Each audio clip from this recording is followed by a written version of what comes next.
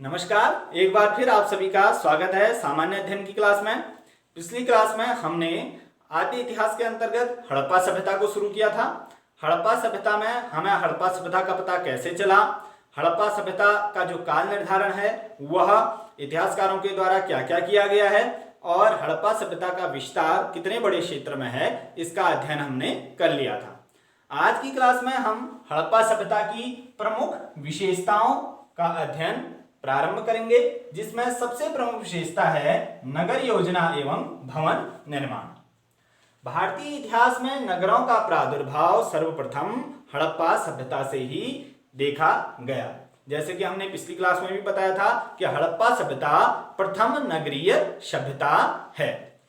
अब यदि एक शब्द आया है इसमें नगर, तो हम देखते हैं कि नगर होता क्या है। तो ऐसा विशाल जनसमूह जिसकी जीविका उद्योग धंधों और व्यापार वाणिज्य पर निर्भर करती है, उसे नगर कहते हैं। नगर के लिए एक तो विशाल जनसमूह होना चाहिए और उस विशाल जनसमूह की जीविका उद्योग धंधों, व्यापार और वाणिज्य पर यदि निर्भर करती है तो उसे हम नगर कहते हैं। तो इसी प्रकार का नगर हमें हड़प्पा सभ्यता में देखने को मिलता है, नगरीय योजना। प्रमुख नगर, अब बात करें कि हड़प्पा सभ्यता के क्या क्या प्रमुख नगर, कौन कौन से प्रमुख नगर थे। तो इसमें आते हैं हड़प्पा, मोहनजोदड़ो, चन्हुदड़ो, लोथल, कालीबंगन, बनवाली और धोलावीरा। यह 6 से 7 स्थल जो हैं वह प्रमुख नगर हैं हड़प्पा सभ्यता के। वैसे स्थल तो बहुत सारे हैं, लेकिन प्रमुख नगर इनको माना जाता है। हड़प्पा संस्कृति की प्रमुख विशेषता इसकी नगर योजना प्रणाली थी। हड़प्पा सभ्यता की प्रमुख विशेषता जो है इसकी नगर योजना प्रणाली को ही माना जाता है। तो नगर कैसे बने हुए थे? तो नगर अनेक खंडों में विभक्त थे। हड़प्पा सभ्यता के जो नगर थे वह अलग अलग अनेक खंडों में विभक्त थे और भवन, नगरों में जो भवन बने हुए थे वह जाल की तरह व्यवस्थित थे। जाल की तरह या एक ग्रिड की तरह नगर भवन क्या थे? व्यवस्थित थे। घरों का निर्माण एक सीध में सड़कों के किनारे किया जाता था। घरों के निर्माण की बात करें तो सड़क के किनारे एक सीध में घरों का निर्माण किया जाता था उस समय। और जो ये घर थे वह घर भी बड़े बड़े बनाए जाते थे। इनमें कई सारे कमरे होते थे और घरों में ही एक अलग से रसोई घर की व्यवस्था होती थी और साथ में स्नानागार की भी व्यवस्था घरों में ही होती थी। और बीच में, घर के बीच में आंगन का निर्माण किया हुआ हमें प्राप्त हुआ है।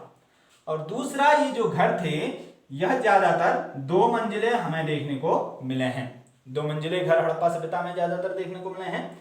इन 2 मंजिले घरों की जो विशेषता थी उसमें जो नीचे वाला मंजिल था उसमें खिड़कियां हमें देखने को नहीं मिली हैं, या बहुत कम ही घरों में नीचे वाले मंजिल में खिड़कियां देखने को मिली। और दूसरा, इसका जो नीचे वाले मंजिल में दरवाजे हैं वह मुख्य सड़क में न खुल करके घर के पीछे साइड या तो किसी गली में या आंगन की ओर वह दरवाजा खुलता था। इससे यह पता चलता है कि एक नीचे मंजिल में एक तो खिड़कियां नहीं है और जो दरवाजा है वह मुख्य सड़क में न खुल करके पीछे की गली वाली सड़क में खुलता है या आंगन में खुलता है। तो सुरक्षा की दृष्टि से यह बहुत सोच समझकर मकान बनाए गए थे, भवन बनाए गए थे, ऐसा देखने को मिलता है। अब बात करते हैं सड़कों की कि सड़क किस प्रकार से उस समय बने होते थे।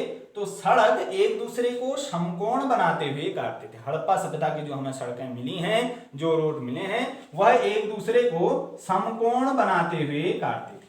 समकोण 90 डिग्री का कोण बनाते हुए यह सड़कें एक दूसरे को काटती थी। और इन सड़कों के दोनों किनारों पर नालियां बनी हुई होती थी।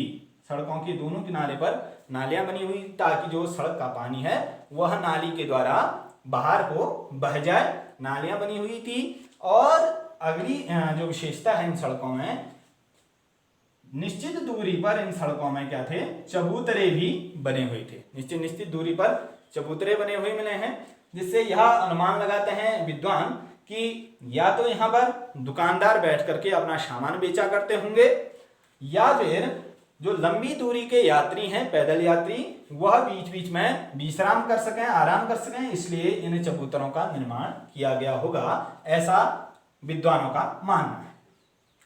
अब अगली विशेषता है जल निकास प्रणाली, ड्रेनेज सिस्टम।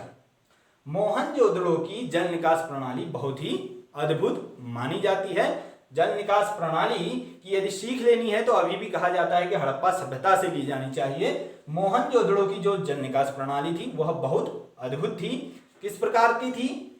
एक तो हमने यह बताया कि सड़कों के दोनों किनारों पर प्रत्येक सड़क में नालियां बनी हुई थी।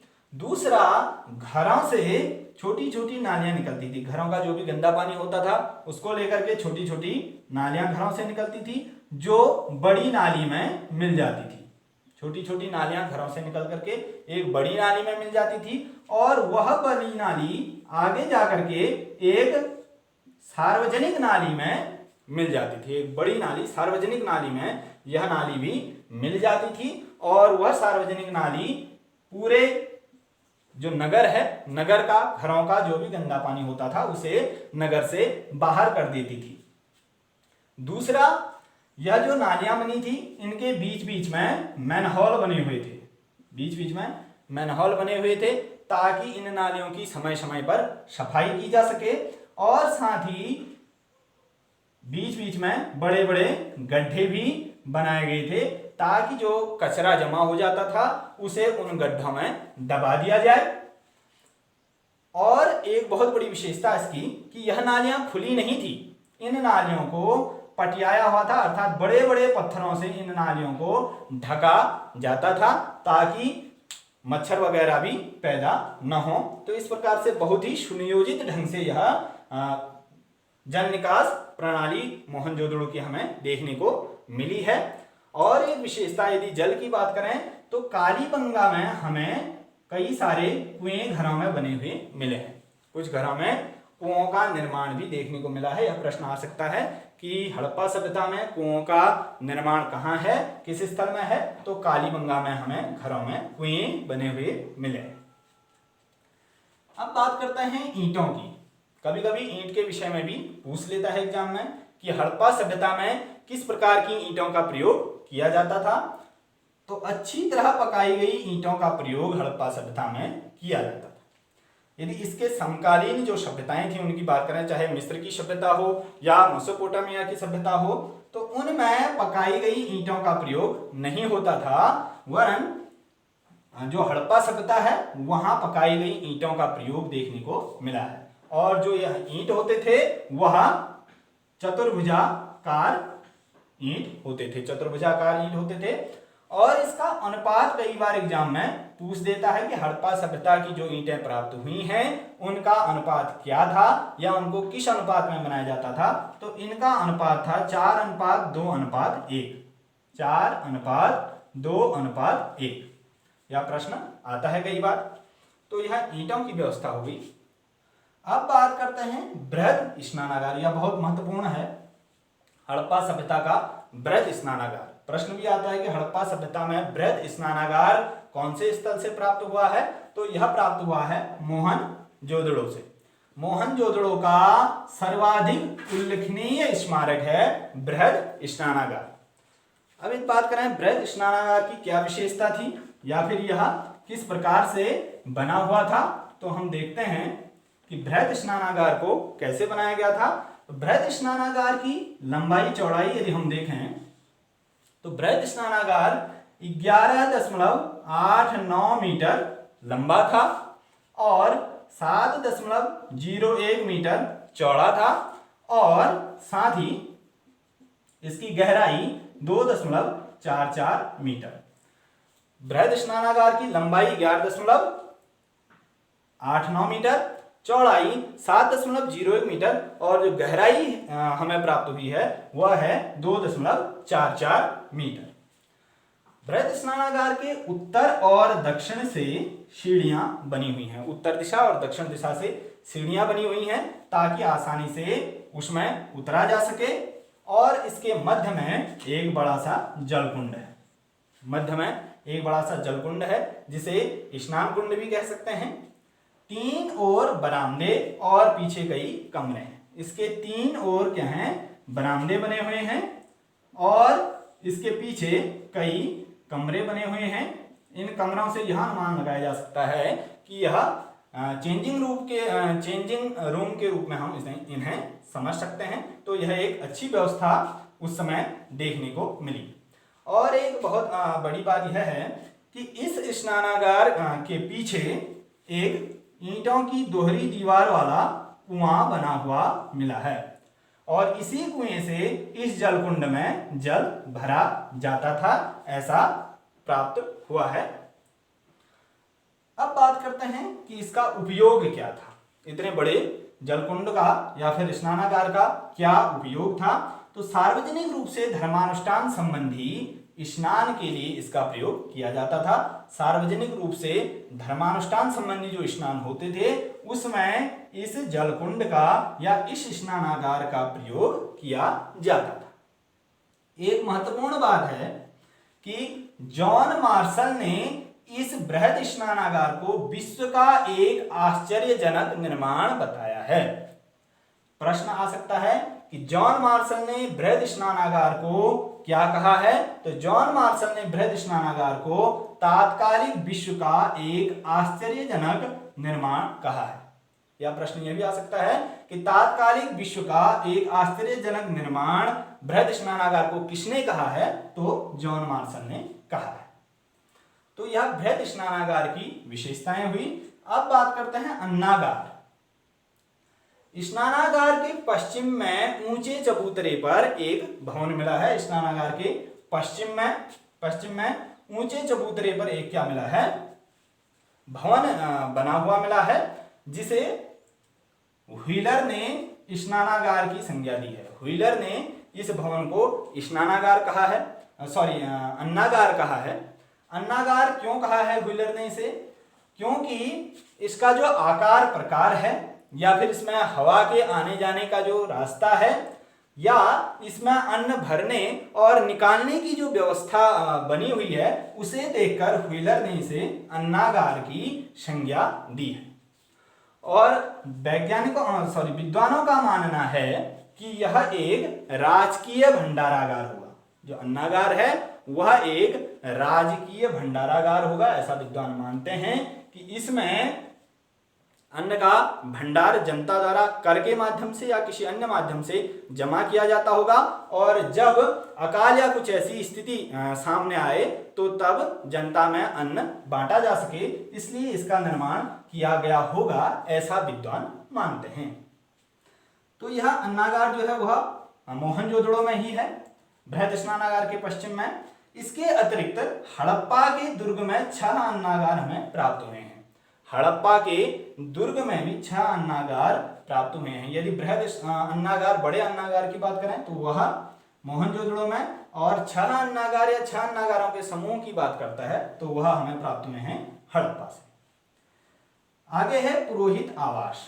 एक पुरोहित आवास भी मिला है बृहद स्नानागार के उत्तर पूर्व में। बृहद स्नानागार के उत्तर पूर्व दिशा में एक भवन मिला है जिसे पुरोहित आवास कहा गया है विद्वानों के द्वारा, या फिर इसे पुरोहितों का विद्यालय भी कहा गया है। कुछ विद्वान इसे पुरोहित आवास कहते हैं, जो कहते हैं कि मुख्य पुरोहित और उनके सहयोगी पुरोहित यहाँ रहा करते होंगे।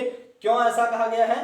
क्योंकि यह बृहद स्नानागार के नजदीक है, उसके उत्तर पूर्व दिशा में बना हुआ है और यहां से बृहद स्नानागार की ओर आने का रास्ता भी बना है। तो वह कहते हैं कि धर्मानुष्ठान संबंधी जो स्नान होते थे उनको करवाने के लिए यहाँ पुरोहित आया करते होंगे, इसलिए यहाँ यह पुरोहित आवास होगा।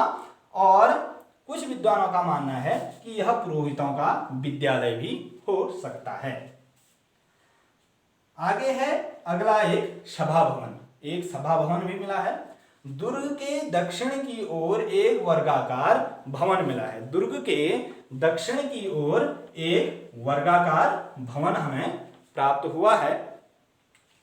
वर्गाकार अर्थात इसकी जो चारों भुजाएं हैं वह लगभग समान हैं। कितनी हैं? 27 मीटर लंबा और 27 मीटर चौड़ा। इसकी लंबाई चौड़ाई 27 मीटर है 27 × 27 मीटर का यह वर्गाकार एक भवन मिला है। अब इसे सभागार क्यों कहा गया?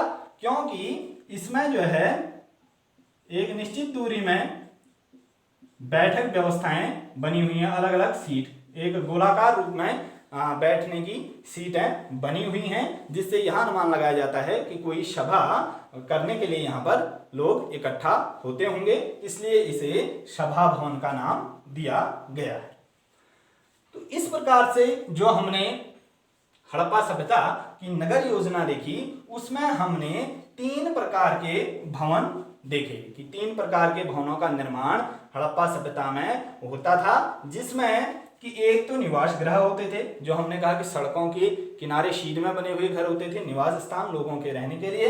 दूसरा, हमें विशाल भवन प्राप्त हुए हैं, जैसे कि सभा भवन, पुरोहित आवास या अन्नागार, यह क्या है?